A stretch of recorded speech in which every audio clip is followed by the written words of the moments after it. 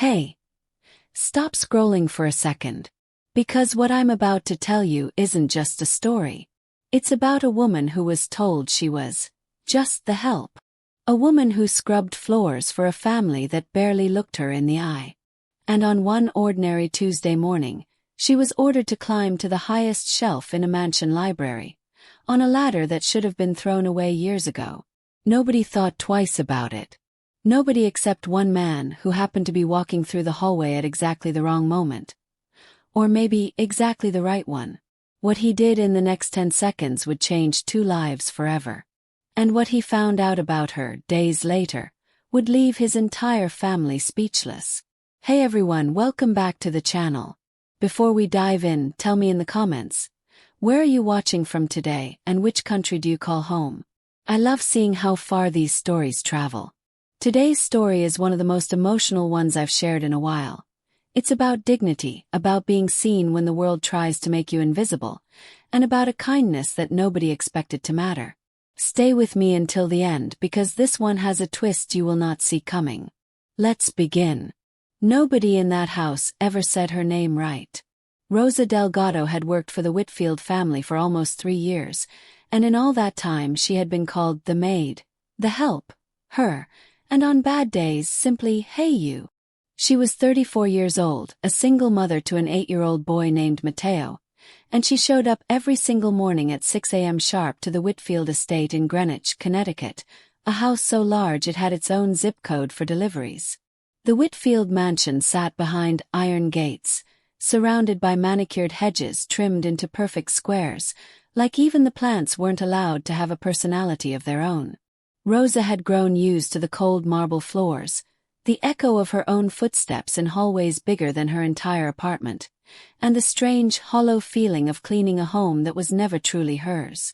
The family patriarch, Richard Whitfield, had passed away 2 years earlier, leaving behind a fortune, a private equity empire, and one son, Daniel Whitfield, 38 years old, sharp-suited, sharp-minded, and according to every magazine that ever profiled him, one of the most eligible bachelors in the country. Daniel ran the family business now. He was polite to staff, quiet, and mostly kept to his office on the 3rd floor, buried in spreadsheets and video calls. And then there was Daniel's fiancée, Vanessa Cole. Vanessa was beautiful in the way magazine covers are beautiful. Sharp cheekbones, a wardrobe worth more than Rosa's entire life savings, and a smile that never quite reached her eyes when she looked at the staff. She had been engaged to Daniel for 8 months, and in that time she had slowly, quietly, taken over the household like a new operating system replacing an old one. New rules, new schedules, new standards that seemed to exist only to remind the staff who was in charge now. That Tuesday morning started like any other. Rosa arrived at 6 a.m., changed into her uniform in the small staff room near the kitchen, and began her rounds. Dusting, polishing, making sure the house looked like something out of a magazine before the family woke up. By 9 a.m., she was in the East Wing Library, a 2-story room with dark mahogany shelves that stretched all the way to a domed ceiling painted with clouds. Vanessa walked in at 9:15, holding a cup of coffee, wearing a silk robe like she was floating rather than walking. "Rosa," she said, without even glancing at her directly. "The top shelves. They're covered in dust. I can see it from down here." Rosa looked up. The top shelves were nearly 20 feet high, accessible only by an old wooden rolling ladder that had been sitting in the corner of the library, untouched, for who knows how long. "Ma'am, that ladder, it's very old.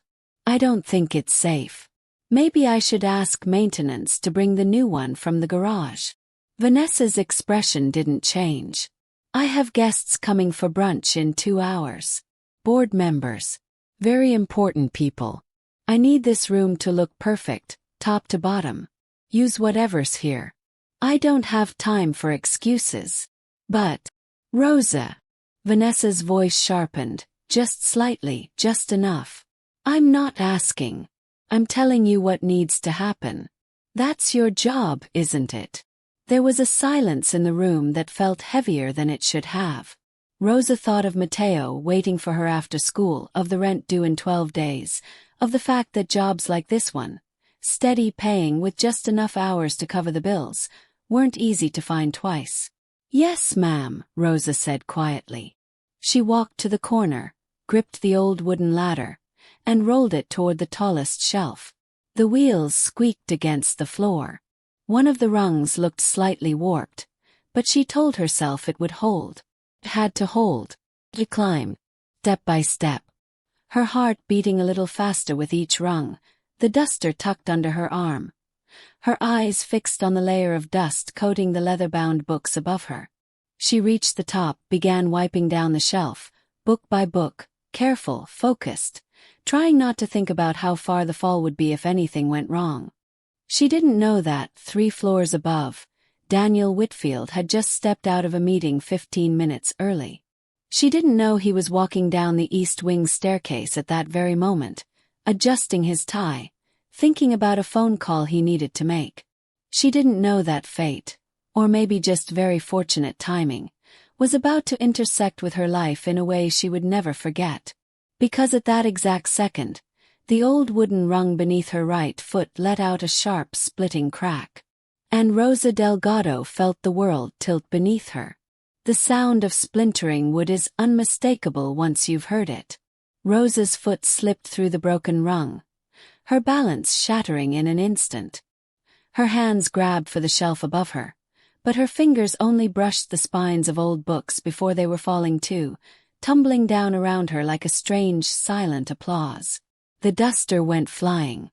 Her body twisted sideways, gravity taking hold, the marble floor 20 feet below waiting with no mercy at all. Time didn't slow down the way it does in movies. Sped up. Everything happened in less than 2 seconds. Daniel Whitfield rounded the corner into the library at the exact moment Rosa's body left the ladder. He didn't think. He didn't calculate. Some instinct older than logic took over his legs, and he ran. Full sprint, dress shoes sliding against polished marble, arms already outstretched before his mind had even finished processing what his eyes were seeing. "Hey, he shouted, though there was no one to warn, nothing that could stop what was already happening. Rosa fell. Daniel caught her. Not perfectly. His shoulder took the brunt of her weight, and they both went down together, crashing onto a Persian rug that had cost more than most people's cars, but it was enough. Enough to turn what should have been a broken spine, or worse, into a hard landing, a shaken breath, and 2 people tangled together on the floor, both staring up at the domed ceiling in stunned silence. For a moment, neither of them moved. Rosa was the first to speak, her voice trembling. "Oh my God. Oh my God, I'm so sorry, I didn't mean. Are you hurt?" Daniel cut her off, sitting up immediately, his hands hovering over her arms, her shoulders, checking without touching, the way you check on someone when you're terrified you already know the answer. "Rosa, look at me. Are you hurt? Can you move your legs?" She blinked at him, stunned that he knew her name. I think I'm okay," she managed. "My wrist hurts a little. But I'm okay. I'm so sorry about the ladder, I'll clean it up. Forget the ladder." Daniel's voice was firm now, edged with something Rosa hadn't expected. Anger, but not at her. "Who told you to use that ladder?" Before Rosa could answer, Vanessa appeared in the doorway, coffee cup still in hand, her brunch guests trailing curiously behind her from the hallway. Her eyes swept over the scene, Daniel on the floor, his arms around the maid, books scattered everywhere, the broken ladder lying on its side like a fallen tree. "Oh my," Vanessa said, and there was something in her tone that made Rosa's stomach twist. Not concern. Performance. "Is everyone all right?" "Rosa, honey, you should really be more careful." Daniel looked up at his fiancée, and something in his face changed. A shift so subtle that only someone who knew him well would have caught it. But Rosa caught it too, even as an outsider, even as someone who had known him for exactly 40 seconds of real conversation in 3 years. "Vanessa," Daniel said slowly, standing up and helping Rosa to her feet at the same time, his hand steady under her elbow. "Did you ask her to climb that ladder?" Vanessa's smile flickered, just barely. "I asked her to dust the shelves." I didn't tell her to nearly kill herself doing it. That ladder has been broken for months. I told the staff to throw it out in March. Well, I didn't know that, Vanessa said, laughing lightly toward her guests, as if the whole thing were a silly misunderstanding rather than a woman who had almost fallen 20 feet onto marble. These things happen. Rosa, are you all right, dear? Rosa nodded quickly, painfully aware of the eyes on her, of the guests in their designer brunch outfits watching this small, humiliating scene unfold. Yes, ma'am. I'm fine. I'm sorry for the disruption. No, Daniel said, his voice cutting through the room like a blade through silk. You have nothing to apologize for. Go to the kitchen, sit down, ice your wrist. I'll have Dr. Ferris come look at you. Daniel, really, it's not necessary, Vanessa started. It's necessary, he said, not raising his voice, but leaving no room for argument. Rosa, please. Go rest. Rosa walked out of the library on shaking legs, her wrist throbbing, her mind spinning. In 3 years of working in that house, no one, not once, had looked at her the way Daniel Whitfield had just looked at her. Like she mattered. Like her safety was not a small thing, an inconvenience, a footnote in someone else's brunch plans. She didn't know it yet, but that moment in the library had planted a question in Daniel's mind that would not let go. A question about what kind of household he was really running. A question about what kind of woman he was really about to marry. And later that night, alone in his study, staring at old security footage he had quietly requested from his head of household staff, Daniel would discover something about that morning, and about Vanessa, that would shatter the life he thought he was building. The truth has a way of hiding in the most ordinary places, sometimes in a grainy security camera feed nobody thought to check. That evening, after the guests had gone home and the house had settled into its usual quiet hum, Daniel sat in his study with a glass of untouched scotch, replaying the morning's events over and over in his mind. Something about the whole scene bothered him. Not just the broken ladder. Ladders break, accidents happen, but the look on Vanessa's face. The stillness in it. The absence of real fear. He called James, the head of household staff, a quiet man in his 60s who had worked for the Whitfield family for over 20 years and had seen 3 generations grow up in that house. James, do we have camera footage from the East Wing library? This morning, around 9:15. Yes, sir. Cameras are for insurance purposes only, but yes, we keep the footage. Shall I pull it up? 10 minutes later, Daniel sat alone, watching the grainy black and white footage on his laptop. He watched Rosa enter the library. He watched her dusting the lower shelves first, thorough, careful, exactly as she always was. Then he watched Vanessa enter. He turned up the volume. There was no audio on the security system, but he didn't need audio to understand what he saw next. He watched Vanessa point upward toward the tallest shelves. He watched Rosa gesture toward the broken ladder, clearly hesitant, clearly trying to explain something. He watched Vanessa's posture shift, arms crossing, chin lifting, a stance he recognized immediately, because he had seen Vanessa use it in business meetings 100 times. It was the stance she used when she wanted someone to feel small. But then Daniel noticed something else. Something that made his blood run cold. He rewound the footage 10 seconds. He watched Vanessa glance toward the security camera in the corner of the room. Just a brief, almost imperceptible glance, before continuing to insist that Rosa climb the ladder. She knew the camera was there. She knew this conversation, this instruction was being recorded. And she said it anyway. Daniel sat back in his chair, his mind racing. Why would she look at the camera like that? Was it just habit, an unconscious awareness of being watched in a house full of security systems? Or was it something else? He called James back in. James, I need to ask you something, and I need you to be completely honest with me. Has Vanessa ever asked staff to do something unsafe before? Anything at all, even something small? There was a long pause on the other end of the line. long enough that Daniel knew the answer before James even spoke. "Sir, It's not really my place to say." "James, please." Another pause. Then quietly. "There have been incidents, sir. Small things mostly. Miss Cole has a habit of testing the staff, giving orders that push limits, watching how far people will go before they refuse. Rosa isn't the first one this has happened to. She's just the first one who almost got seriously hurt." Daniel closed his eyes.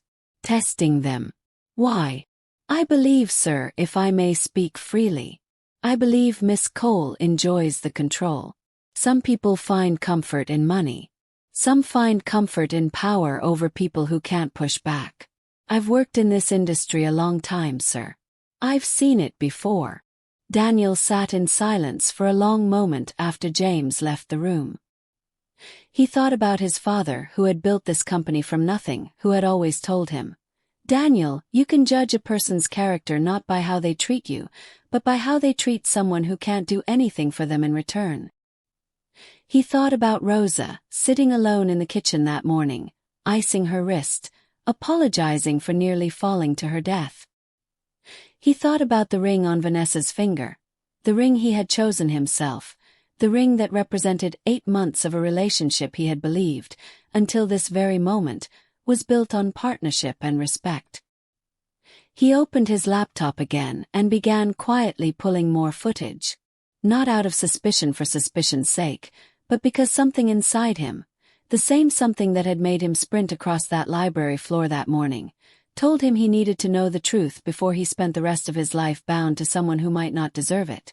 What he found over the next 2 hours would confirm his worst fears, and set into motion a chain of events that would change not just his life and Vanessa's, but Rosa's and little Mateo's too, in ways none of them could have imagined. By midnight, Daniel had watched almost 6 months of footage. It wasn't obsession. It wasn't paranoia. It was the quiet, methodical need of a man who had built a business empire by paying attention to details other people overlooked. And now he was applying that same discipline to his own home, his own life, the woman he had planned to marry in the spring.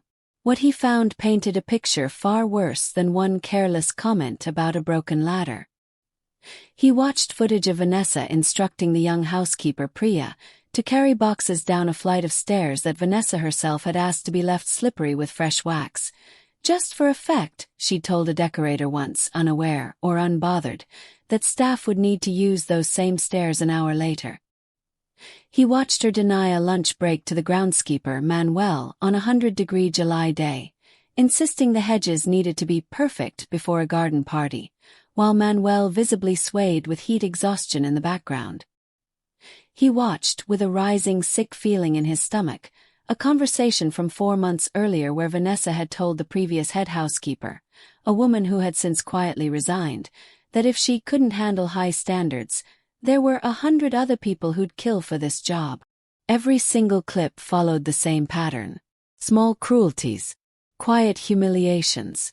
A woman who understood with precision exactly how much power she held over people who had no power to push back, and who used that power again and again, not out of necessity, but out of some deep, unspoken need to feel important. Daniel sat back, his chest tight, his hands trembling slightly.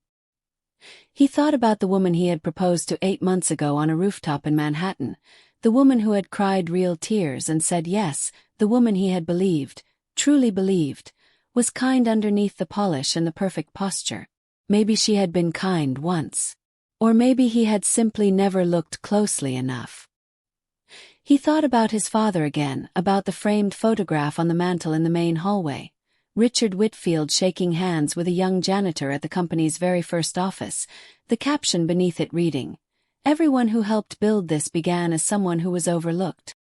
His father had built an empire on that philosophy, hiring people from nothing, believing that character mattered more than pedigree. And here Daniel was, about to marry into a life that treated that very philosophy like an inconvenience. He didn't sleep that night. Instead, he found himself at nearly 2 a.m., quietly walking down to the kitchen, where he knew Rosa sometimes left early in the mornings before the sun came up. He wanted to check on her. He wanted, more than anything, to apologize for something that wasn't even fully his fault, but felt somehow like his responsibility to make right. He found the kitchen empty, of course. Rosa had gone home hours ago, her wrist wrapped in a bandage the house doctor had provided. Her son waiting for her at her sister's apartment 3 towns away. But on the counter Daniel noticed something. A small, folded piece of paper, tucked beside the sink, easy to miss unless you were looking. He picked it up, unfolded it, and read the handwriting. Careful, neat, clearly written by someone who took pride in even the smallest things. It was a note, addressed to no one in particular, the kind of note someone writes to themselves to stay strong. Matteo, I'm doing this for you. Every hard day is one step closer to something better. Mom loves you more than anything in this world.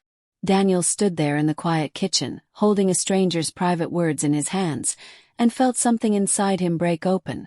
Not with pity, but with a fierce, sudden clarity about the kind of life he actually wanted to build, and the kind of person he actually wanted to build it with. The next morning he called off the wedding. Not with anger. Not with cruelty. Simply, quietly, and completely. And then he did something no one in that house, least of all Rosa, ever expected him to do.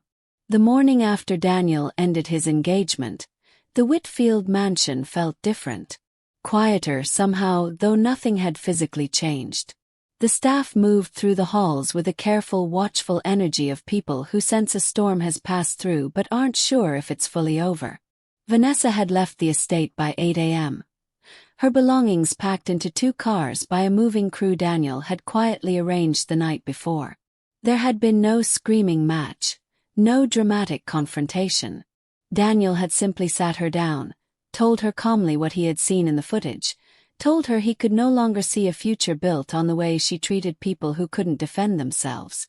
Vanessa had tried to argue, tried to spin it, tried to call it standards and boundaries and just how business works. But Daniel had already made peace with his decision hours before that conversation even began. Rosa arrived at her usual time, 6 a.m., unaware of any of it. She moved through her morning routine quietly, her wrists still sore, her mind still replaying the humiliation of the day before. Not just the fall, but the way Vanessa had smiled at her guests afterward, as if Rosa's near injury had simply been an amusing inconvenience.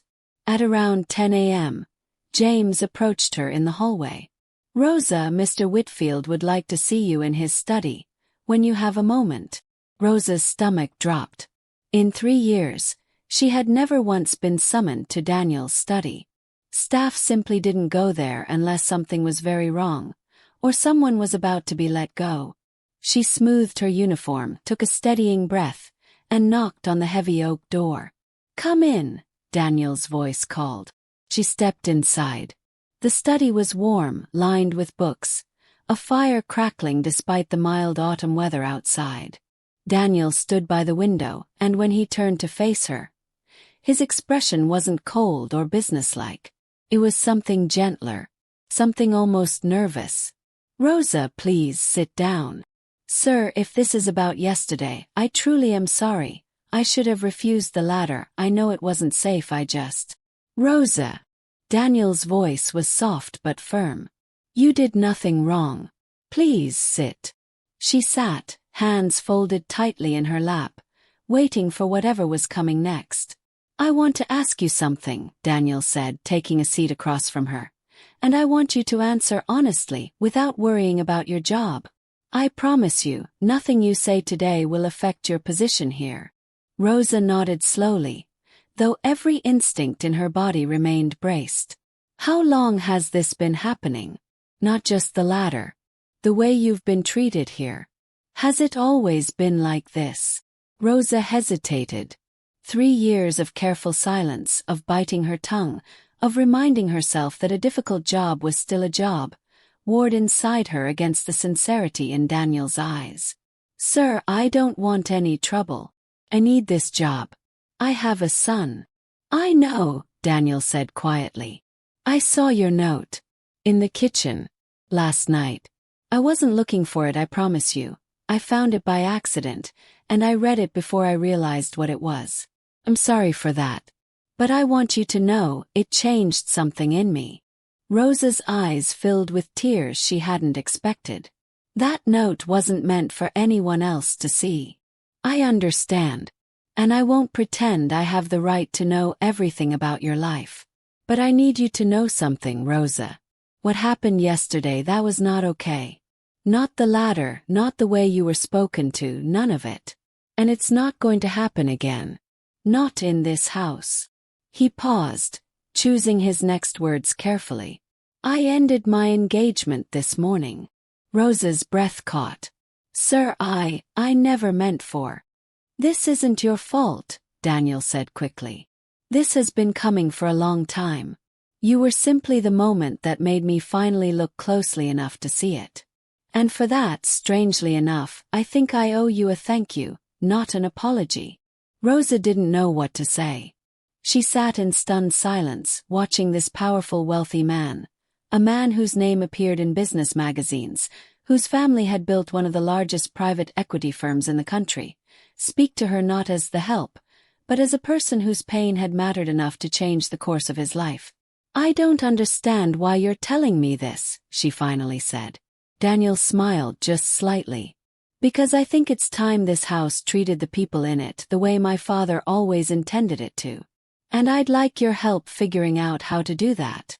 Rosa had no idea in that moment just how far Daniel intended to take those words, or how much her life and Mateo's was about to change because of one broken ladder and one very honest conversation. 3 weeks passed, and the Whitfield estate slowly began to feel like a different house. Daniel made changes. Not sweeping, dramatic gestures meant for show, but quiet, structural ones that mattered far more in the long run. He met with every member of the household staff individually, asking about their roles, their hours, their concerns. He raised wages across the board, something his accountant gently reminded him wasn't strictly necessary given market rates. Daniel had simply replied, necessary and right aren't always the same thing. He replaced every piece of outdated equipment in the house. Ladders, cleaning tools, anything that had been neglected under the assumption that staff would simply make do. He instituted a policy that any staff member could refuse a task they felt was unsafe. No explanation required, no consequences attached. But the changes that mattered most weren't policies. They were small human things. Daniel began greeting staff by name in the hallways, not out of performance, but because he'd realized, with some shame, how rarely he had done so before. He asked about people's families. He remembered that Manuel's daughter was starting college in the fall and asked how her first semester was going. He remembered that Priya's mother had been sick, and quietly arranged for the family's medical bills to be covered through the company's employee assistance fund, without ever mentioning it directly to her. And with Rosa, something had shifted too, something neither of them could quite name yet, but both of them felt. He found himself, more often than he would have admitted a month earlier, finding reasons to walk through the parts of the house where she worked. Not to check on her, not to supervise. Simply because their conversations, brief as they were, had become something he looked forward to. She had a dry sense of humor he hadn't expected, a way of making sharp, quiet observations about the absurdity of certain wealthy habits that made him laugh more than he had in months. One afternoon, he found her in the garden on her lunch break, sitting on a bench beneath the old oak tree, sketching something in a small notebook. "What are you drawing?" he asked, sitting down at the far end of the bench, careful to leave space, careful not to overstep. Rosa looked up, startled, then relaxed when she saw it was him. "Just a house. Mateo asked me to draw him a house with a big yard, like the ones in his picture books. He's never really seen one in real life, not up close." Daniel looked at the sketch, a simple, sweet drawing of a small house with a slanted roof, a tree out front, a dog in the yard, even though Rosa had once mentioned they didn't have one. "He sounds like a great kid." "He is," Rosa said, a soft smile crossing her face, the kind of smile Daniel had rarely seen from her. He's smart. Too smart sometimes. Always asking questions I don't know how to answer. Like what? Rosa hesitated, then said quietly. Like why some people live in houses this big, and we live in an apartment with a leak in the ceiling that the landlord won't fix.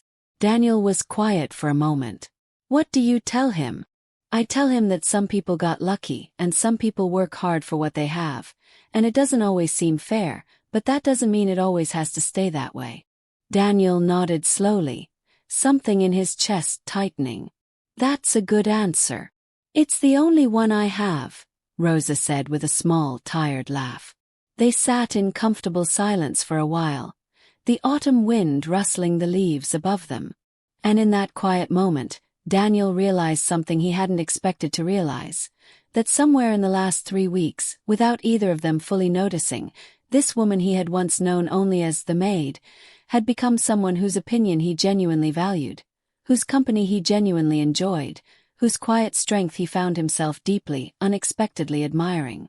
But it was a realization neither of them dared speak aloud yet. There were lines that still felt impossible to cross. The difference in their worlds, the fear of overstepping, the simple practical fact that Rosa needed this job, and any misstep could complicate everything she had built for herself and her son. Neither of them knew that fate, once again, was about to intervene, this time not with a broken ladder, but with a medical emergency that would force both of them to confront exactly what they meant to each other.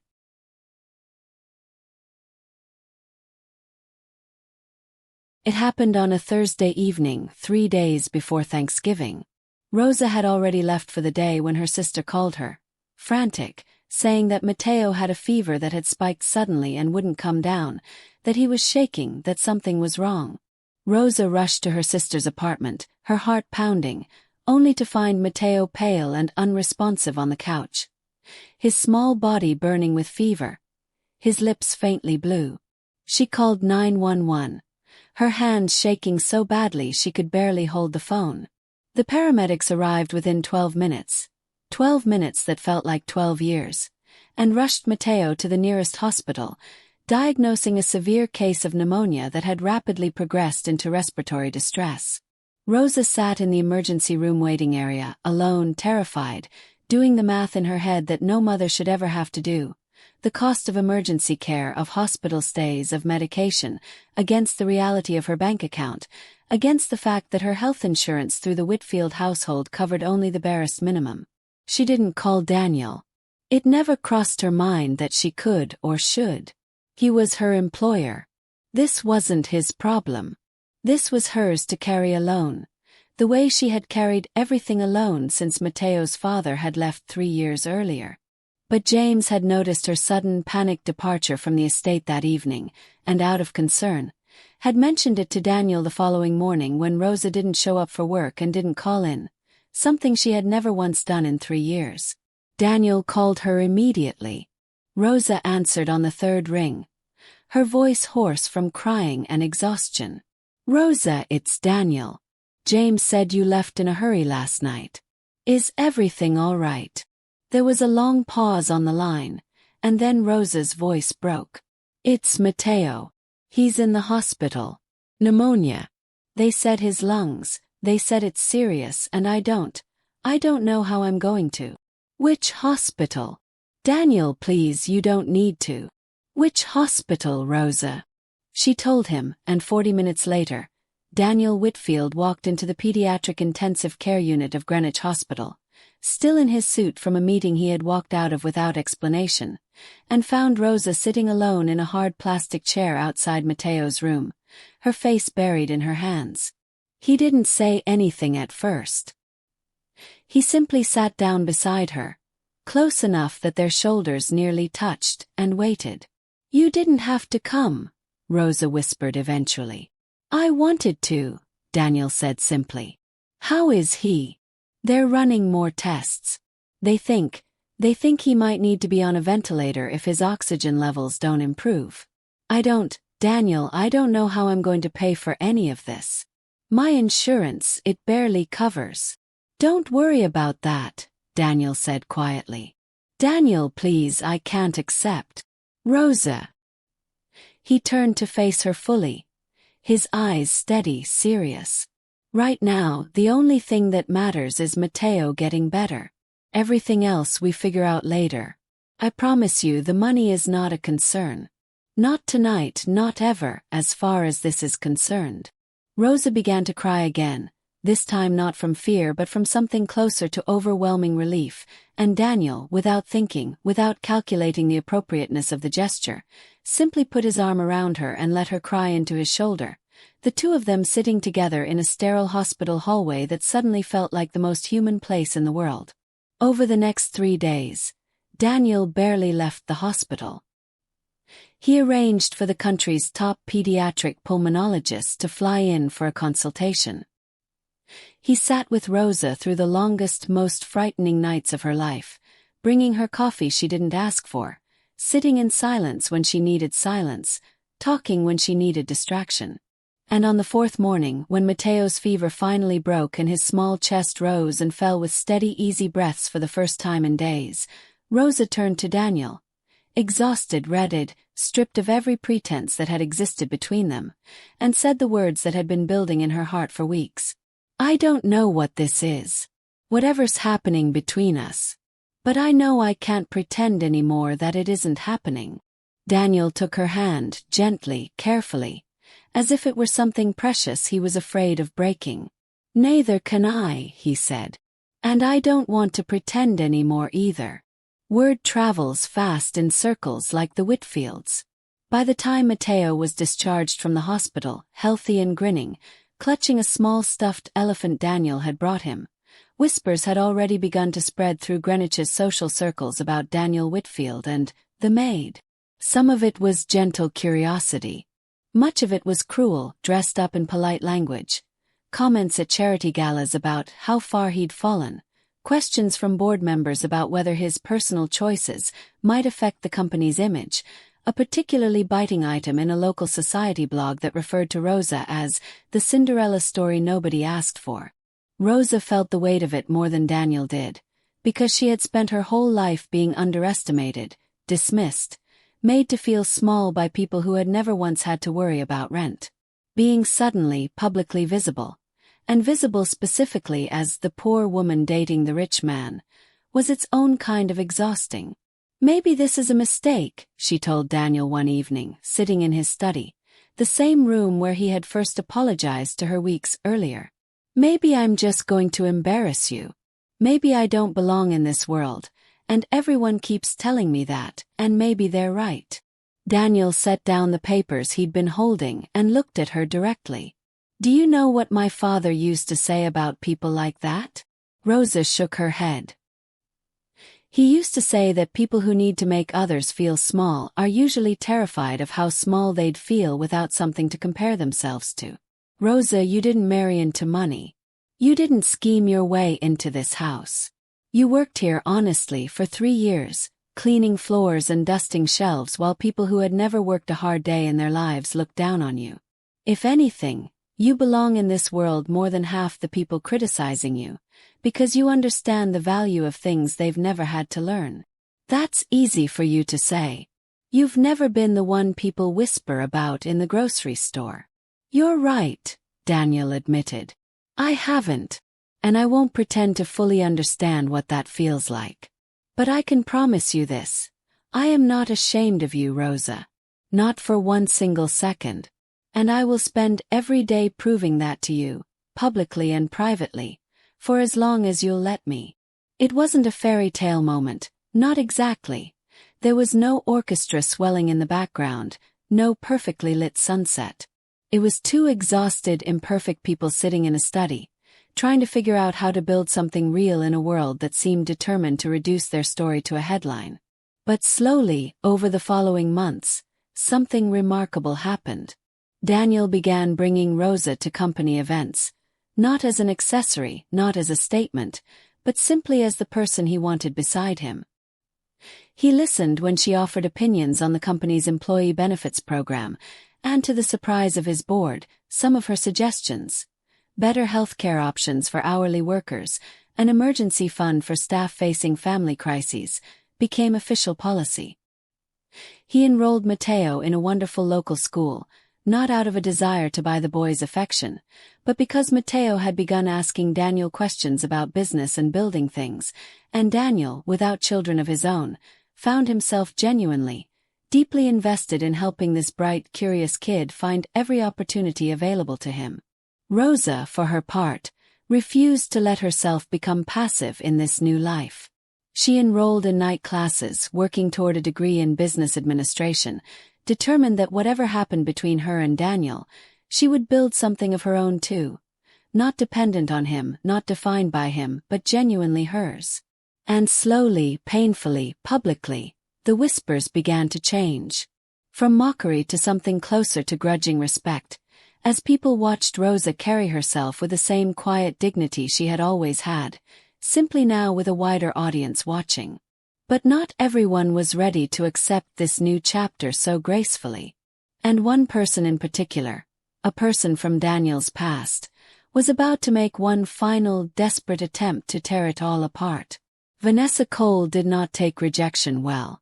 In the months since the broken engagement, she had rebuilt her public image carefully, positioning herself as the sympathetic party in interviews, hinting vaguely at Daniel's erratic behavior and poor judgment without ever directly lying, simply shading the truth enough to keep herself in a favorable light.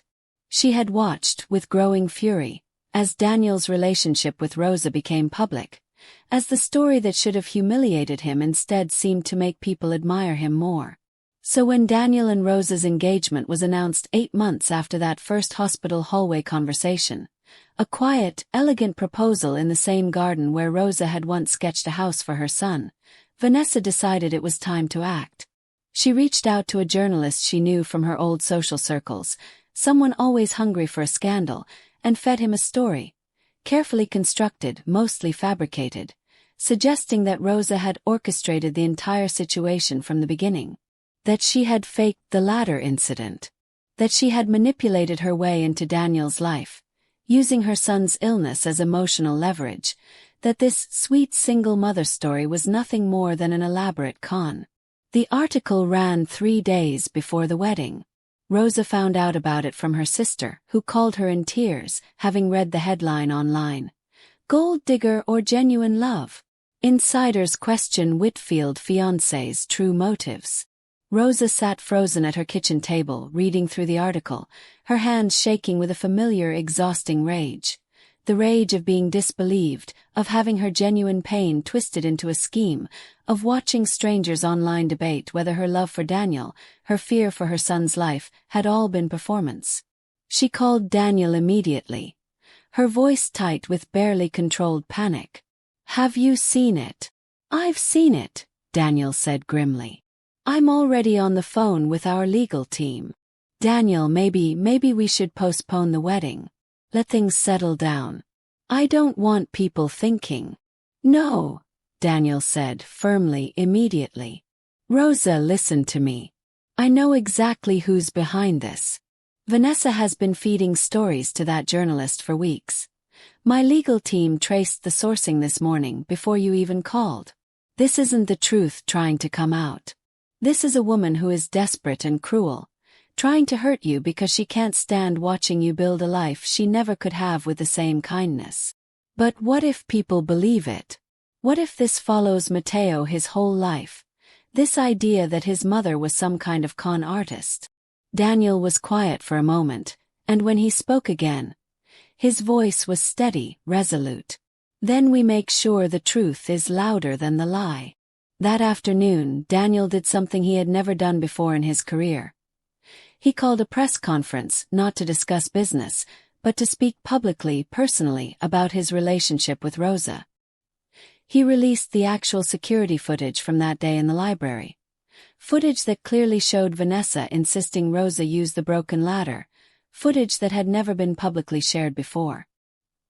He spoke honestly about the months of quiet cruelty he had discovered in his household under Vanessa's influence, about the reforms he had made since, about the genuine, unglamorous, difficult months of building a real relationship with Rosa built on honesty rather than convenience. And then, in a moment that would later be replayed thousands of times online, Rosa herself stepped up to the podium beside him. Her voice trembling but clear, and said the words that would ultimately silence every whisper of doubt. "I never asked to fall in love with someone whose life looks nothing like mine. I never asked for any of this attention. All I ever wanted was to give my son a safe, stable life, and I worked every single day for 3 years to do that honestly, quietly, without asking anyone for anything they didn't already owe me for my labor. What happened between Daniel and me happened because two people, from very different worlds, chose to see each other as human beings first. If that's a scandal to some people, then I think that says a lot more about them than it does about us." The clip went viral within hours, not for scandal, but for something rarer, something people were hungry for in a world so often defined by cynicism. A genuine imperfect love story that had survived real hardship, real class divides, and real cruelty, and come out the other side stronger. Vanessa's reputation, already fragile, collapsed entirely under the weight of the released footage and her own increasingly desperate public statements. She quietly disappeared from Greenwich social circles within the year. And 3 days later, exactly as planned, Rosa Delgado walked down the aisle of a small garden ceremony. Not the extravagant 500-guest event the tabloids had predicted, but an intimate gathering of the people who actually mattered. Mateo as the ring-bearer, beaming with pride. James and the household staff, now treated as honored guests rather than invisible workers. Rosa's sister crying happy tears in the front row. And Daniel, waiting at the end of the aisle, looking at Rosa the way he had looked at her that very first day, catching her fall, like she was the single most important thing he had ever caught in his life. 5 years later, the Whitfield estate looked and felt like an entirely different place. Not because the marble floors had changed, or the towering library shelves had been rebuilt, though they had, with proper safety railings installed on every level. It felt different because the house itself seemed to breathe differently, filled now with laughter that echoed down hallways once known only for cold, careful silence. Rosa Whitfield. She had taken his name, though she'd kept Delgado too, refusing to erase the identity that had carried her through the hardest years of her life. Had finished her business degree 2 years after the wedding, graduating with honors while working alongside Daniel to run the Whitfield Family Foundation, an organization they had built together focused specifically on supporting household and service workers across the country. Fair wage advocacy, emergency medical funds, educational scholarships for the children of domestic workers. Mateo, now 13, had grown into a thoughtful, curious teenager who split his time between building elaborate model bridges in Daniel's old study and volunteering at the foundation's community events, telling anyone who would listen about the importance of treating everyone the same, whether they clean your house or run your company. A lesson he had learned not from a book, but from watching his mother and stepfather build their life together with exactly that principle at its core. And on quiet evenings when the house had settled and the staff had gone home for the night, staff who were now paid fairly, treated with genuine respect, given real days off and real health care and real dignity, Rosa would sometimes find herself standing in that same library, looking up at the shelves she had once nearly fallen from, remembering the woman she used to be, exhausted and invisible, climbing a broken ladder because she was too afraid to say no. She didn't regret that day. Not anymore. Because that broken rung, that terrifying fall, had led her not just into Daniel's arms, but into a life where she finally, fully understood her own worth. Not because a wealthy man had chosen her, but because she had never once stopped believing, even in her hardest, most exhausted moments, that she and her son deserved better than what the world was offering them. One evening, as the sun set golden through the library's tall windows, Daniel found her there, staring up at those shelves, lost in thought. "Regretting the memories?" he asked softly, coming to stand beside her. "Never," Rosa said, leaning into him. "Just remembering how close I came to believing I didn't matter. How easy it would have been to just keep climbing broken ladders my whole life, telling myself that's just how things are for people like me." Daniel took her hand. "You were never invisible, Rosa.